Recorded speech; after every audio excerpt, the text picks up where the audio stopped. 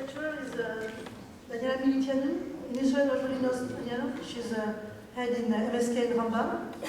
She's a very good friend of mine, so I don't want to embarrass her because I would say so many beautiful things about her. She's an amazing teacher, an amazing radiologist, and an amazing human being to her patients too. So thank you so much for doing this lesson. I was supposed to work with her, but I didn't. So it's much more easy. She would. Good morning.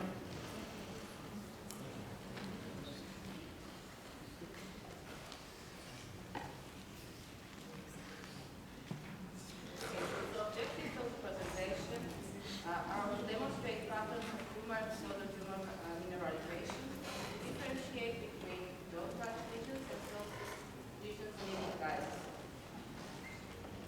First case is of a 68-year-old man with long-standing digital mobile phone.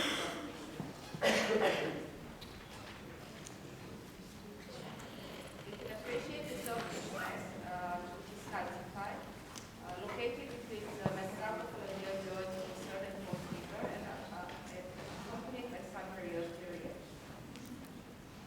On the CT scan, we can appreciate even better the chondroid matrix calcification, which is made of concave and ring and arms calcification. It's typical of cartilaginosis. This was an extraskeletal chondroma, which is a very rare, slow progressive benign tumor, most common involving the hands and feet, in which we can see the typical chondroid calcification matrix. So if we see non-tender, mobile, firm, long-standing soft tissue mass in the hands or in the feet with a typical chondroid calcification matrix, we should think of this rare. The 35-year-old man with a slowly enlarging soft tissue mass in the lateral aspect of the leg for 1.5 years, with pain only when lying down on the mat.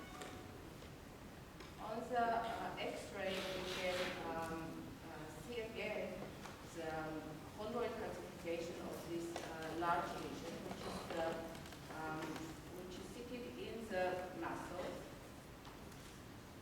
On the MR, we can see that we can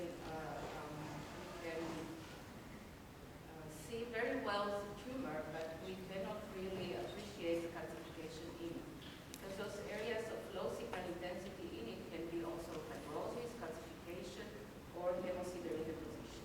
So if we see a soft tissue tumor with, and we suspect mineralization in it, we should always compare it with the plain film or with the CT scan. So this was an extraskeletal mesenchymal chondrosarcoma with a typical chondroid matrix calcification image. This is a quite rare soft tissue sarcoma. It represents 2% of the soft tissue sarcomas and only 1% of all chondrosarcomas, which is much more rarer than its atrocious counterpart. It affects young adults. It is most common in the lower extremity, but also have a predilection for the head and neck. And areas of chondroid matrix mineralization are seen in about 57% of the patients, but only on the X-rays and on the CT scans and not on the MR. This is a 34-year-old man with a hereditary disease, and the mass in his right look for 1 year. This is a scout field of the CT scan, in which we can actually make the diagnosis.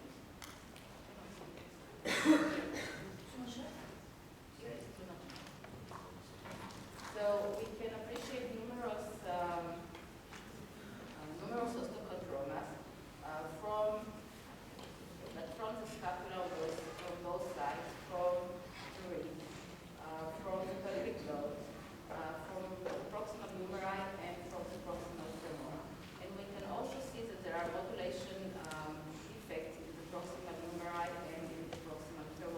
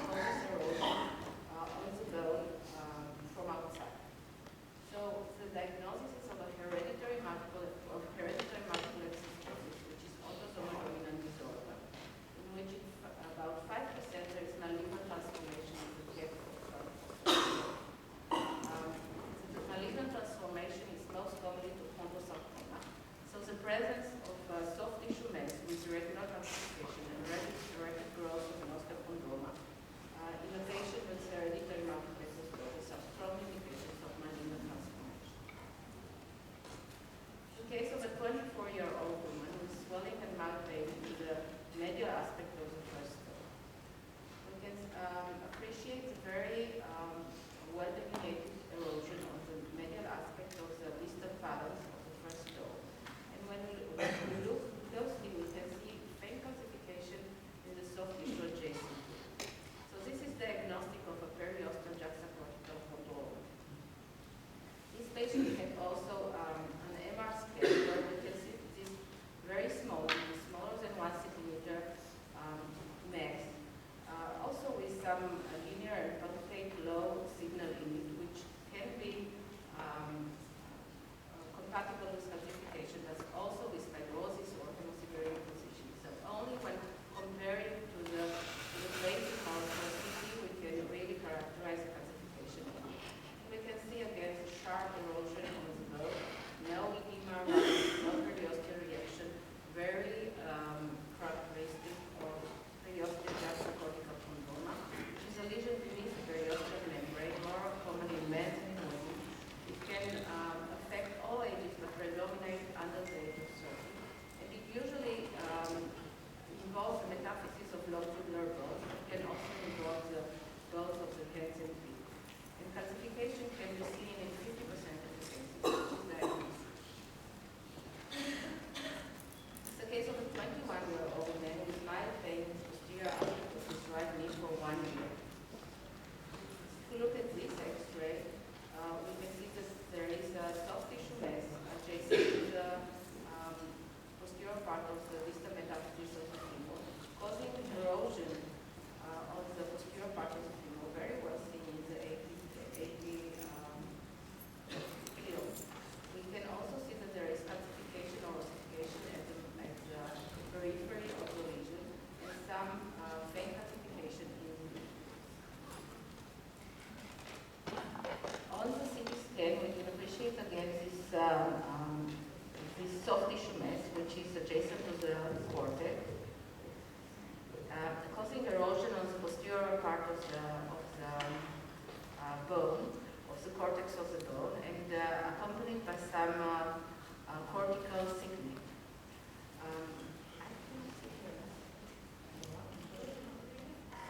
It's very bright here, so I can Not too much light here. yeah, that's okay. Well, it's good or not? No, I like to see it. Okay. I prefer dark. Okay, but we can see this faint calcification in the lesion.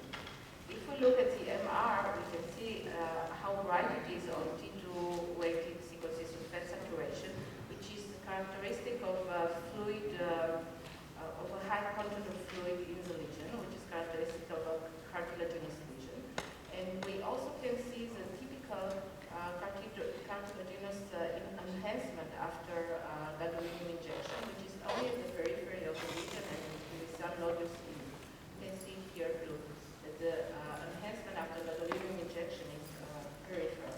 You can also see the reactive thickening of the cortex in the femur and the inflammation around the tumor. So this is characteristic of periosteal juxtacortical chondrosarcoma, which are rare lesions accounting for about 4% of all chondrosarcoma.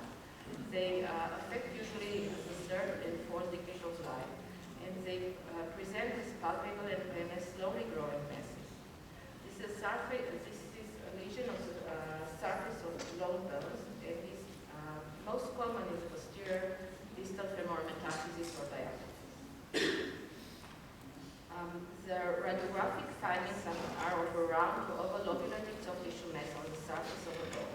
Chondroid matrix mineralization is usually present, and the underlying cortex is frequently thickened, as we saw in this case. The differential diagnosis includes juxtacortical chondroma, which we just saw in the previous case, periosteal osteosarcoma, and periosteal osteosarcoma. Histologically and radiologically, juxtacortical chondroma is quite similar to juxtacortical chondrosarcoma. So what we should take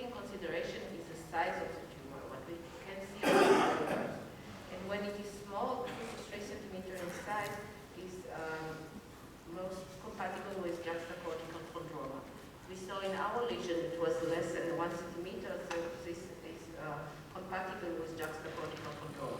But when it is big, 3 to 14 centimeters in size, is more compatible with juxtacortical chondrosarcoma. This is a 53-year-old man with 9 years of progressive swelling and pain in the left knee. We can appreciate very big mass involving the knee joint and also the suprapatellar bursa and the hofafeppe, but also invading the popliteal fossa and the soft tissues in the distal thigh, and also the soft tissues in the posterior proximal leg. We can see that there is scatter calcification in the soft tissue mass, and that there are erosions on both sides of the knee joint. So this is characteristic. He's suffering for 8 or 9 years, I don't remember, and this is characteristic of synovial chondromatosis, but it can also be synovial chondrosarcoma, which is a very, very rare lesion, or soft tissue chondrosarcoma. On the CT scan, we can appreciate again the fullness of the knee joint and also the invasion of the soft tissues around the joint. We can see again the scatter calcification and the erosions of the bone. And we also can appreciate the heterogeneity of the density of the tumor and the low density of it in part of it, which can be compatible with cartilaginous tumor, or here maybe also with synovial. On the MR, on gradient echo images, we can see the blooming artifact of the calcium deposits, and we see again the erosions with calcium in them. And we can appreciate the lobular pattern of the tumor, which is compatible with the cartilaginous tumor, the heterogeneity of it, and the heterogeneity of the enhancement after gadolinium injection. And again, the erosions on both sides of the knee. So this was synovial chondromatosis, which is an uncommon monoarticular benign neoplastic process with proliferation and metaplastic transformation of the synovium and formation of multiple cartilaginous or osteocartilaginous nodules within the joints, bursa, or tendons, most commonly in the joints and most commonly in the knee joint. So we talked about different tumors with chondroid matrix in them. We talked about extraskeletal chondroma, extraskeletal chondrosarcoma, peripheral chondrosarcoma, periosteal juxtacortical chondroma, periosteal juxtacortical chondrosarcoma, and synovial chondromatosis. The only one that we shouldn't biopsy is a periosteal juxtacortical chondroma, which is very has a very characteristic findings on X-ray. All the others, even if we are sure of the diagnosis or almost sure of the diagnosis, should be biopsy. This is a case of a 35-year-old woman with 3 years history of progressive pain and mass in the medial left. We can appreciate a very heterogeneous mass in the medial aspect of the foot, which has in it some areas of low signal on all sequences, which can be again compatible with calcification or fibrosis or hemosiderin deposition. But when we look at the CT, we can be sure that what we see in the tumor is amorphous calcification involving almost all the tumor. So this is an example of synovial sarcoma, which is intermediate to high-grade neoplasm with extensive metastatic potential. It is quite a common soft tissue sarcoma, making up for 5 to 10% of all soft tissue sarcomas. It is most commonly affects adolescents and young adults. And as opposed to its name, it doesn't involve a joint, but it usually involves the soft tissues adjacent to a joint. In 30% of the cases, there is dystrophic calcification in the tumor, which has a non-specific appearance. So if we see a soft tissue tumor in an adolescent or a young adult, which is located in the soft tissues adjacent to a joint, and it has has the dystrophic calcified, non-specific calcification in it, we should think of synovial sarcoma. This is an example of a 20-year-old man involved in a traffic accident. We are going now to trauma.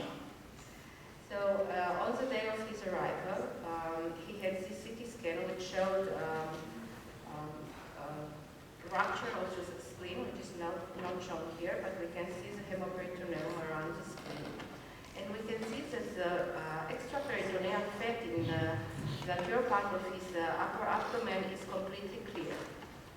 24 days afterwards, he had splenectomy. We can see that the spleen is missing, that no more hemiperitoneum, but we can see in the extraperitoneal fat in the upper abdomen that there is a soft tissue tumor, a calcified soft tissue tumor that wasn't there at the beginning. So this is diagnostic of faticosis, which may be incidentally encountered after trauma, surgery, or pancreatitis, and it may be symptomatic or asymptomatic, and in which we can make the right diagnosis if we have the clinical history or and prior imaging studies, as in our case. 40-year-old man, which is dramatic, he was found unconscious and he suffers of pain along the legs of his right thigh. No, of his right leg, sorry. We can see the first CT performed when he arrived, which shows swelling of the muscles of the leg and heterogeneous density to them. And this is accompanied by some subcutaneous edema. 9 days later, he had a second CT where we can see that there is diffuse calcification in those pathological muscles that we saw on the first scan. So this is diagnostic of rhabdomyolysis, which is breakdown of striated muscles with muscle pain, weakness, and dark urine, and which is caused most commonly by trauma or crash injury, exercise, drug abuse, and immobilization. The findings on CT are of swelling and heterogeneously hyperdense muscle appearance.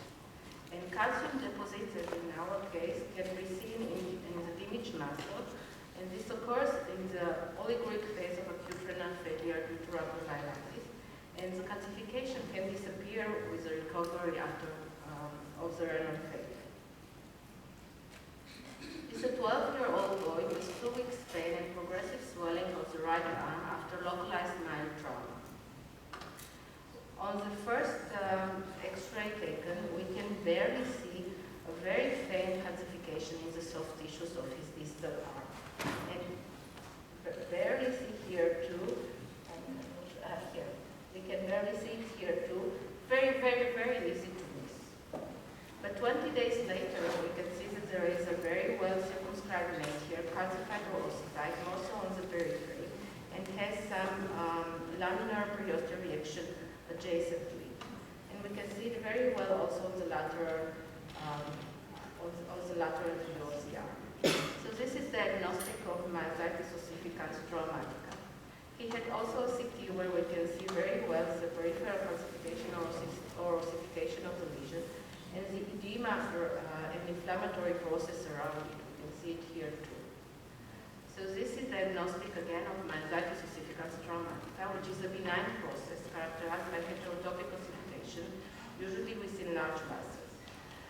Its importance stems in large part from its ability to mimic more aggressive pathological processes, such as soft tissue sarcoma on histology. So that's why it is one of the skeletal don't-touch lesions and very important to diagnose radiographically. Most cases of myositis ossificans occur as a result of trauma, 60 to 75%, but still 25 to 40% of the patients don't recall trauma. It involves usually adolescents and young adults. It presents itself with a painful, tender, or large mass, and in 80% of the cases is located in large muscles of the extremities. The radiological findings consist of a circumferential ossification with a lucent center and a radiolucent cleft string sign that separates the lesion from the cortex of the adjacent bone in the earlier stages of this lesion. Ossification becomes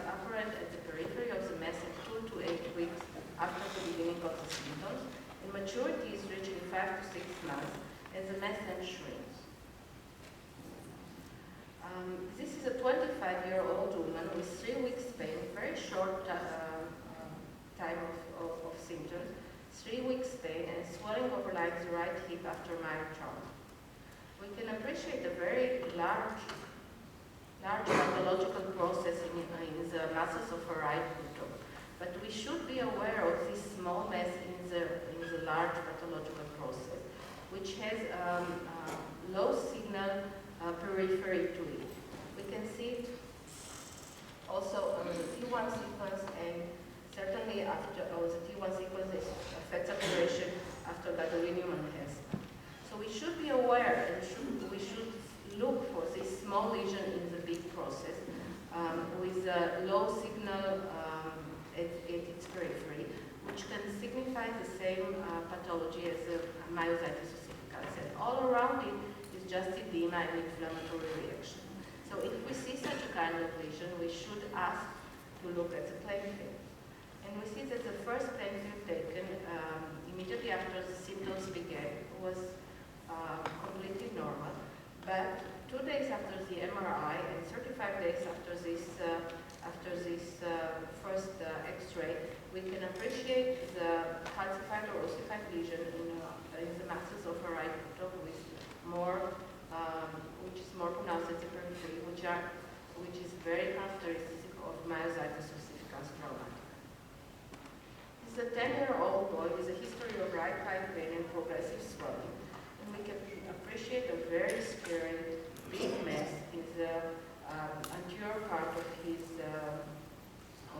thigh. We can also appreciate that there are cystic or necrotic areas in this large mass.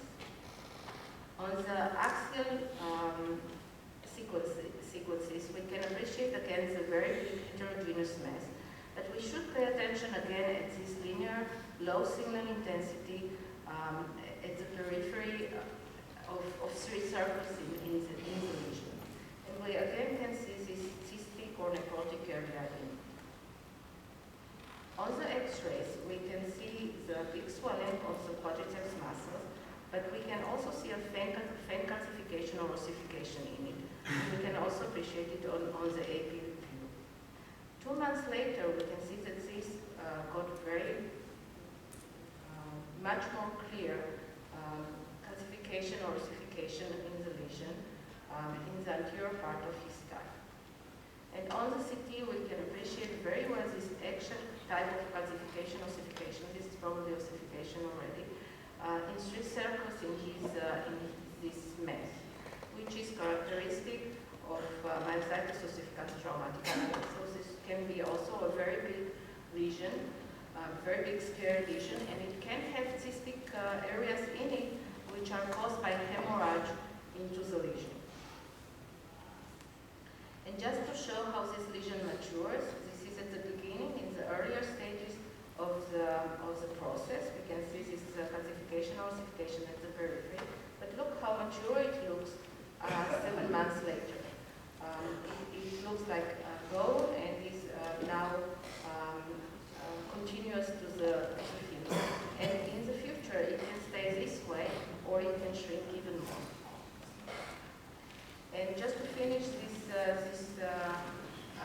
topic, I'm showing again the MR study to emphasize again how important it is to pay attention to these small lesions with low signal periphery in them and with edema and inflammatory reaction around it, which are very, very suggestive of myositis ossificans. And when we see that, we should always compare it to the X-ray. This is a case of a 71-year-old man with a granite injury 53 years ago with cognitive left backbone fracture. He is suffering lately of swelling of his both legs.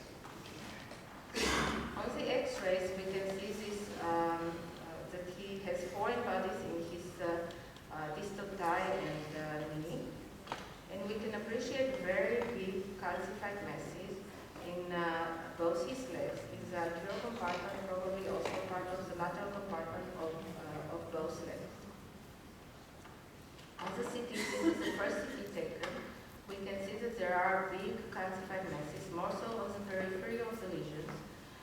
cause swelling of the soft tissues of the leg, and they are accompanied by some subcutaneous edema. On the second CT scan taken, which is 4 years later, we can appreciate that those lesions grew quite much. And on the left, it causes bulging of the skin, and on the right, we can see that there is erosion of the tibial bone. On the coronal images, we can appreciate again these big calcified soft tissue masses, which cause reactive coarse periosteal reaction on both sides, and also erosions of the tibia. So this is diagnostic. This is a very rare process, but it's diagnostic of calcific myonecrosis, which is a rare late post-traumatic condition, which is actually a sequela of an unrecognized compartment syndrome. And it affects primarily the anterior compartment of the legs, but more rarely it can also affect the lateral compartment of the legs. Masses are replaced by a fusiform mass with central liquefaction and peripheral calcification. And the resulting mass may expand with time due to recurrent intralesional hemorrhage and into chronic calcified mass. This is also a don't touch lesion, because if biopsy are taken, there are frequent complications of infection and of fistula formation. So we should recognize it radiographically. So we talked about 4 different entities that can be post-traumatic, which are NECROSIS, RHABDOMYOLYSIS, MYOSITIS ossificans, and calcific myonecrosis, which should be recognized radiographically and not biopsy. And the last case is this one is of a 50-year-old man with periarticular masses, right hip pain during movement. We can appreciate very big lobular heterogeneously calcified masses, which are located in the soft tissues around the hips. And we can also appreciate a fluid calcium level in one of the lobules of these masses. We can appreciate the same kind of pathology also in the soft tissues in the anterior part of the shoulder, also the coronal views, and also calcific deposits around the knees. So this is diagnostic of tumoral calcinosis, which is a rare familial disease caused by a hereditary metabolic dysfunction of phosphate regulation associated with painless massive periarticular calcinosis. The radiographic findings are of amorphous cystic and multilobulated periarticular calcification, sometimes demonstrating fluid calcium levels, as in our case, which is called sedimentation site. So this is just to show that calcified soft tissue masses can be caused by other pathologies outside the tumor or trauma. In this case, a metabolic dysfunction. And this is a case of a 42-year-old woman with systemic chronic disease and ischemia of her third finger.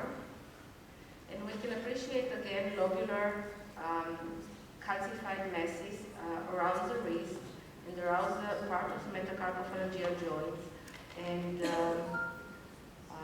some calcification of the soft tissues in the tip of her finger, and also around the metatarsal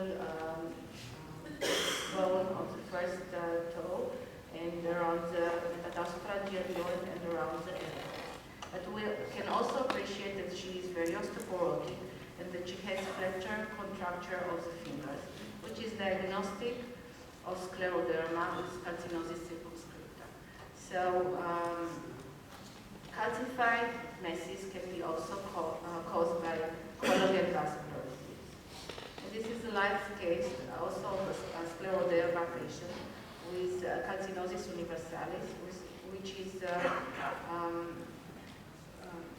which we can see here as a linear calcification in the soft tissues in the anterior part of the distal leg, of the ankle, and of the dorsal part of the foot. In conclusion, before making an MRI diagnosis on a suspected mineralized tumor or pseudotumor, consider the patient's age, the clinical history, the location, and always look at the plain films of the CT scan.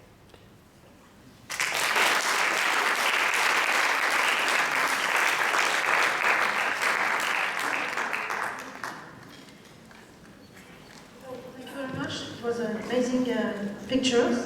Thank you so much, Daniela. So we have a short break, coffee break for 30 minutes, and we come back. Thank you.